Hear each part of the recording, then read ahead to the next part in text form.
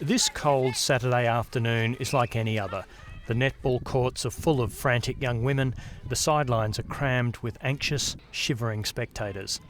It could be anywhere in the country, but it's at the Brooklyn Park Church of Christ, and the girls in blue play for a club unlike any other.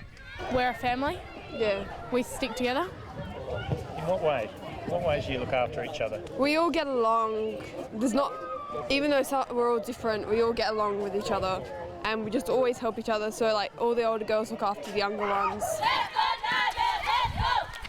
The first hint of the difference is that two of the teams are made up entirely of African migrants. Other players carry the baggage of domestic violence, poverty or illness.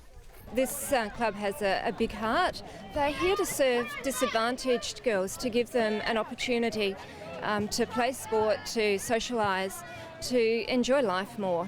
It's not all disadvantaged girls, but there's a mixture, and I just love what they're doing. The club is called the Sparkling Diamonds because its founder, Mike Ogden, believes in the promise of young people, calling them diamonds in the rough.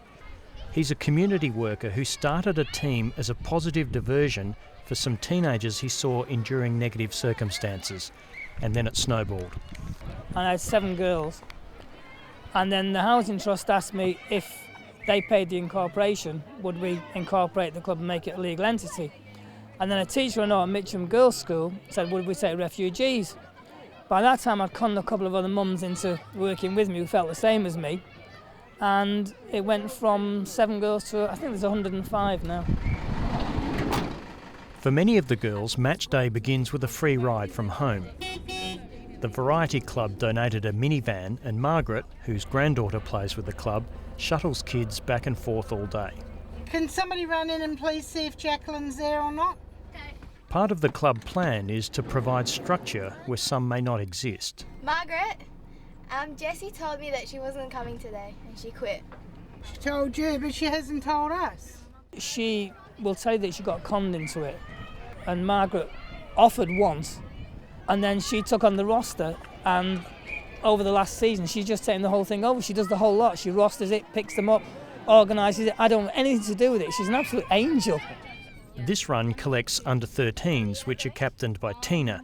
They need a win today in the slim hope of making the finals, but the unexpected withdrawal of one player causes a small headache for the coach. She's off the team. She's quit netball. But that's... Much of Mike Ogden's time is spent pulling down barriers that might prevent girls playing. The church provides the courts for free, and St John's officers volunteer to look after any injuries.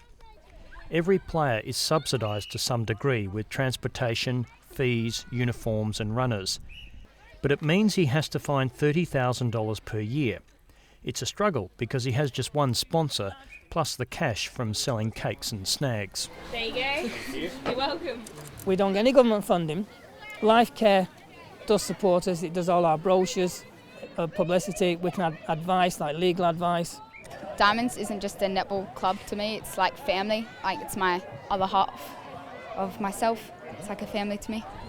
While victories and losses come and go, the lasting triumph of the Sparkling Diamonds are in the lives of the young people. I came in like rough, like really rough, like edgy, but now I describe myself as a pretty good player.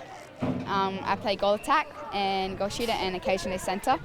Cassie Abbott first found her place on the court and then off it. Her willingness to help at the club resulted in her being recognised with the National Volunteer Award. I volunteer here, like as a player, umpire. I help in the canteen, I help at the barbecue, I help anywhere I can basically. I go to speeches, raise up money for the club.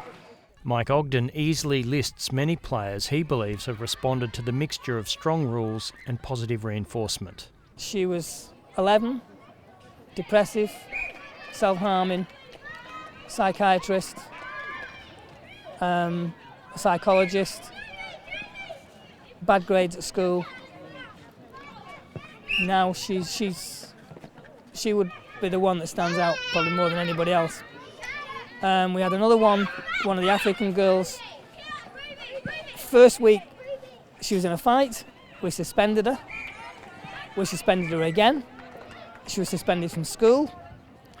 That was 5 years ago. She's now nursing. The biggest challenge this Saturday the under-13s are facing is the onset of rain and a stinging southerly, until late in the third quarter when there's a verbal exchange between the teams. At the break, the coaching isn't about tactics, but resilience. 30 seconds.